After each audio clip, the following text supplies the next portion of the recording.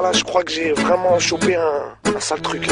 Un virus, ça vous chatouille, ça vous gratouille, c'est-à-dire Encore pire que la cage, le virus hexagonal, la fièvre coloniale, le sexisme et libéral, allergique aux musulmanes, au SDF et aux tziganes. Eh ouais camarade, je suis français mais je me soigne. Encore pire que la cage, le virus hexagonal, la fièvre coloniale, le sexisme et libéral, allergique aux... Alors, je vais vous présenter les premiers témoins. Nous avons... je vais laisser monsieur. Monsieur Afoukati.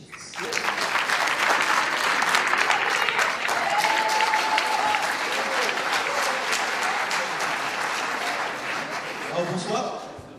Alors moi si j'ai souhaité témoigner, c'est pour vous montrer que malgré les inscriptions, liberté, égalité, fraternité, devant tous les édifices publics, devant chaque école, il y a de moins en moins de fraternité et encore moins d'égalité. Surtout devant la loi et devant les administrations.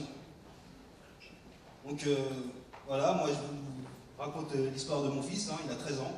Il était au collège. C'était le lendemain de l'attentat qu'il y a eu à Charlie Hebdo. Alors en plein cours, il a été violenté par son professeur. Il a grippé par la capuche, il a secoué dans tous les sens. Et il a insulté de sale arabe. Bon, ça c'est... Et de sale djihadiste. Devant tous ses camarades. Alors bon, il était choqué sur le coup, mais il n'a pas réagi. Il a fait la sourde oreille, parce que moi j'ai appris à mes enfants à ne pas avoir des mauvaises réactions. Il a réagi comme il a cru devoir le faire, c'est-à-dire il a alerté la CPE à la fin du cours. Il a été ensuite convoqué devant la principale et son adjointe. Il a dénoncé les propos du professeur. Alors bon, elles ont essayé de le faire culpabiliser, en lui disant que s'il avait obéi aux injonctions du professeur, il n'aurait pas dit ça. En gros, il a cherché quoi. Il est rentré à midi en pleurs, en tremblant. Moi, quand il m'a raconté son histoire, tout de suite, j'ai pris contact avec la principale. J'ai voulu être reçu immédiatement. Bon, je ne vous cache pas que j'ai dû insister lourdement pour qu'elle me reçoive. Arrivé sur place, on m'a dit que cette histoire, elle semblait un peu grosse, quoi. Alors qu'ils avaient déjà eu un entretien avec le professeur qui avait reconnu une partie des faits.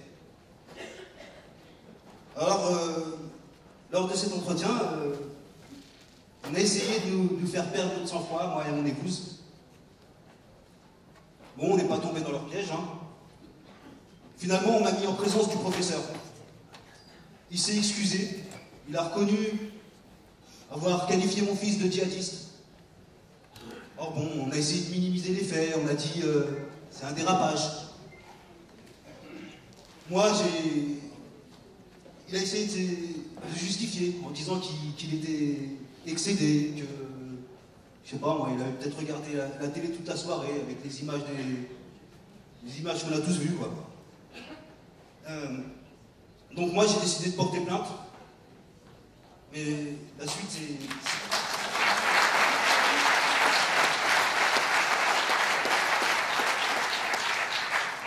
La suite, elle est plus choquante. J'ai contacté par téléphone l'inspection académique. Ils ne m'ont pas pris au sérieux. Donc j'ai dû médiatiser un peu l'affaire pour avoir une réaction de leur part. Leur réaction, ça a été, il est hors de question d'envisager la moindre sanction envers le professeur. En gros, ils ne pensent même pas, quoi. Le traitement de ma plainte aussi a été choquant. Il n'y a eu aucune confrontation, aucune convocation de témoins, alors que la moitié des élèves qui étaient présents, ils ont entendu. J'ai un enregistrement audio où le professeur il reconnaît avoir qualifié mon fils de djihadiste.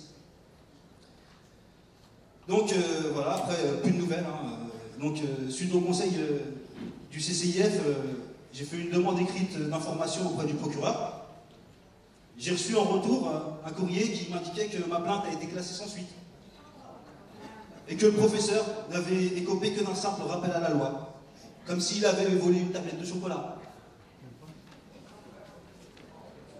Alors moi je me demande comment je peux élever mes enfants dans l'amour des valeurs de la République, telles que la justice, alors que même cette justice, elle leur crache à la figure. et que ceux qui sont censés transmettre ces valeurs ne les respectent même pas eux-mêmes. On nous dit lutter contre la radicalisation. J'ai l'impression qu'on essaie de pousser les gens à se radicaliser. Très bien. On nous dit lutter contre les discriminations. J'ai plutôt l'impression qu'on encourage à la discrimination en couvrant à tout niveau les propos abjects que ce professeur a tenus. Aujourd'hui, mon fils, il est très perturbé. Il voit des racistes partout, même là où il n'y en a pas. Il ressent un profond sentiment d'injustice. Je ne dirais pas qu'il a la haine, parce que je discute avec lui, j'essaie de faire en sorte qu'il ne l'ait pas. Mais moi, je me demande aussi, quelle sera sa réaction si un nouvel incident de ce genre se produit? Car il a l'impression qu'il n'a rien à attendre de cette justice. Et à 13 ans, il a déjà compris qu'il était un citoyen de seconde zone. Donc voilà, je ne sais pas qu'est-ce que ça va donner comme citoyen. Est-ce qu'on veut des citoyens responsables, respectueux des valeurs de la France, ou on veut des gens qui sont pleins de rancœur et pleins de haine? Voilà, c'est tout.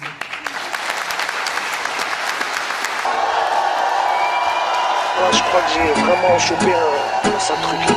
Un virus, ça vous chatouille, ça vous gratouille, c'est-à-dire? Encore pire que la cale, j'ai le virus hexagonal, la fièvre coloniale, sexiste et libéral, allergique aux musulmanes, aux SDF et aux tziganes. Eh ouais camarade, je suis français mais je me soigne. Encore pire que la cale, j'ai le virus hexagonal, la fièvre coloniale, sexiste et libéral, allergique aux